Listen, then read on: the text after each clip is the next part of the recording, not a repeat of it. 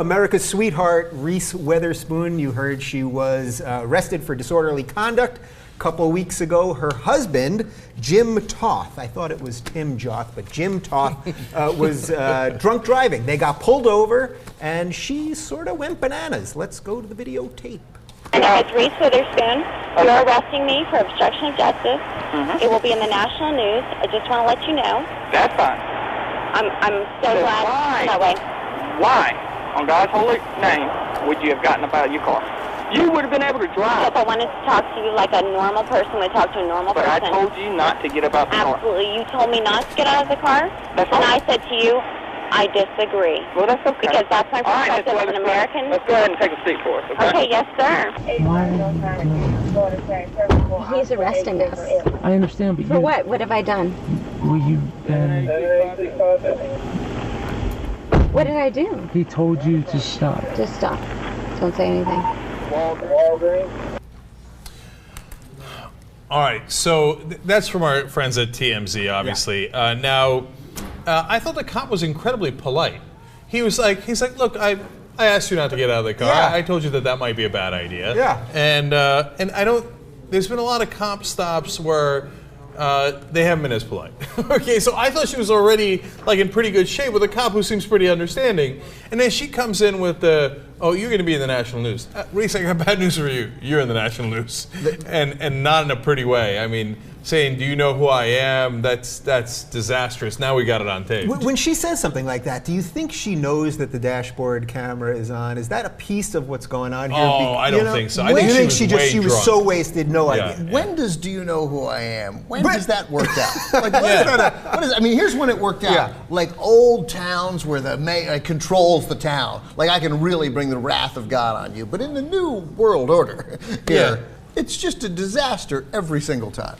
Yeah, I mean, because what is Reese Witherspoon going to do? One, keep the story hushed up, or two, bring it to the national media, and what, everybody's going to blame the cop? Yeah. No, nobody's going to blame the cop. But I know, look, she's wasted, so she's on thinking straight. And she doesn't have the kind of power to be able to fire a local cop in any town. But the thing is, Cenk, she's America's sweetheart. You don't think she has that kind of gripping power over the judicial system? Although there would be some irony in America's sweetheart using her wrath to get people fired. You know, one of the things I always wanted to be that it would happen with incredible wealth would be, I'm drunk, my wife's drunk, we're going to leave the car here. Yeah. And we're going to send a person to get it in the morning. Like, I have so much money that this whole thing can be taken out just with hundreds. That's it. Like, it's not even going to be that much. It's going to be like $200, and this problem's going to be solved. We're taking a car home. Somebody's going to bring the car to us tomorrow, and then we're going to send them away in another car. Done. My favorite part of this story is Ben's fantasy of being rich. I'm solving everything with hundreds. Here's hundreds. Here's hundreds. Okay. What is the point of being so rich, though? I'm with you on this. Like, why be so rich if you still have to hop in the car when you're wasted? Why don't you have a driver, have a limo, something? Have a helicopter pick you up. What difference does it make? Exactly. She literally could have had a plane fly in and pick her up, and no, instead, we're going to get drunk and hop in the car and then just go. When was the last time either one of you were so drunk that you had some sort of public display like this? That's the part that seems bizarre to me. Oh, well, that I have an answer for.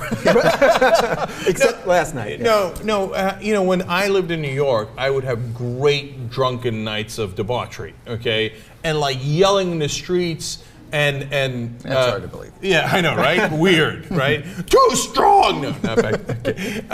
No, and I would literally like do Mel Gibson's whole speech in Braveheart when he's rallying the troops. Oh, that Mel Gibson speech. Yeah. Not the sugar version. So I've had great times being terribly drunk and doing inappropriate things. But I love the idea of you walking down the street in New York yelling, "The Jews started all the war!" Yeah, and I know you lived on the Upper West. You can't make fun of the Jews on the Upper West. Yeah, that would not have gone well, I don't suspect. So, but never do you get drunk if you're a good person, I think, and abuse your power. So to me, the most telling part of this story is apparently Reese is a dick. Like she feels that I'm incredibly powerful, and in her context of Hollywood, she is incredibly powerful. You cross her on a set, she can get you fired, and apparently, perhaps, has. I don't think that's fair. I don't think that the argument in general that people who are drunk say what's really on their mind or exhibit their true character, they're drunk. They do crazy stuff when they're drunk.